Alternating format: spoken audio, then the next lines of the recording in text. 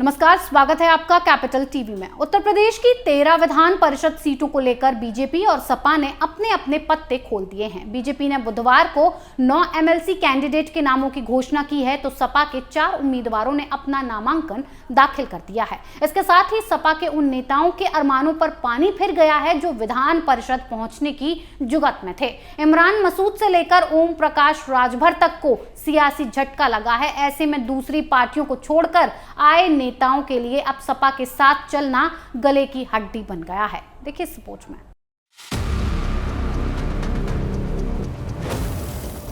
दूसरी पार्टियों को छोड़कर जिन नेताओं ने सपा का दामन थामा था, उन नेताओं की फजीयत हो रही है। उन नेताओं के लिए कहावत सटीक बैठती है। कहावत आप समझ ही गए होंगे। कोई विधायक बनने के लिए सपा में आया तो कोई मंत्री बनने के लिए, लेकिन सिवाय बेवकूफ के कुछ नहीं बन पाया। स्वामी प्रसाद मौर्य को छोड़कर किसी को भी एमएलसी का टिकट नहीं दिया गया। स्वामी प्रसाद मौर्य, जासमीर अंसारी, मुकुल यादव और शाहनवाज खान ने 8 जून को अखिलेश यादव की मौजूदगी में पर्चा दाखिल किया।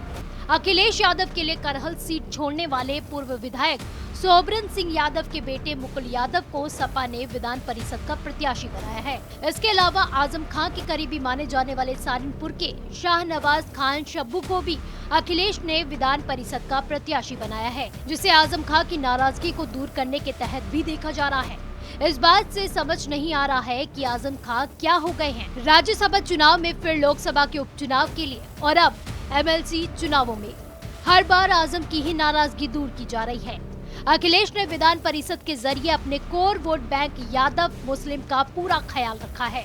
इसी के मद्देनजर एक यादव और 2 मुस्लिम को एमएलसी कैंडिडेट बनाया गया, तो स्वामी प्रसाद मौर्य के रूप में एक गैर यादव ओबीसी को भी जगह देकर सामाजिक समीकरण को दुरुस्त करने का दांव चला गया। हालांकि सपा ने राज्यसभा और विधान परिषद दोनों ही चुनाव में दलित प्रतिनिधित्व नहीं दिया है।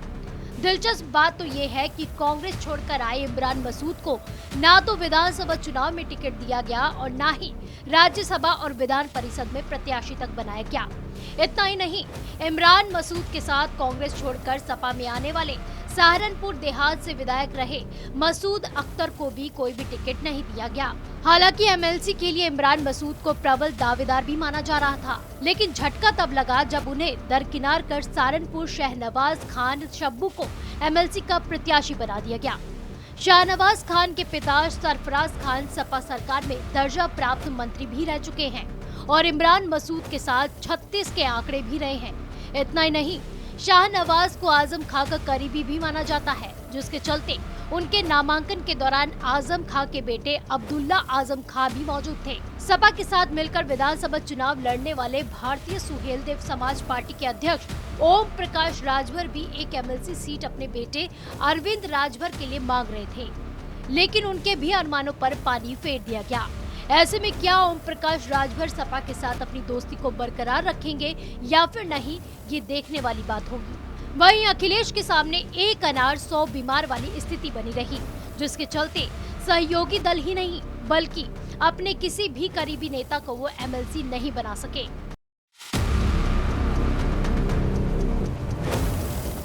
सबसे ज्यादा तकलीफ इमरान मसूद और राजभर को हो रही होगी। योगी सरकार में मंत्री रहे राजभर से मंत्री पद संभाला नहीं गया। 4 सीट जीतकर वो खुद को 30 मार खां समझ बैठे थे। इसी वजह से 2019 में उन्हें बर्खास्त कर दिया गया था, जिसके बाद अब सपा के साथ मिलकर बीजेपी को हराने चले गए, लेकिन हाथ कुछ नहीं लगा। यही हाल इमरान मसूद का था। कांग्रेस में थे तो कम से कम पार्टी में इज्जत तो थी, लेकिन सपा में आकर वो भी खो बैठे।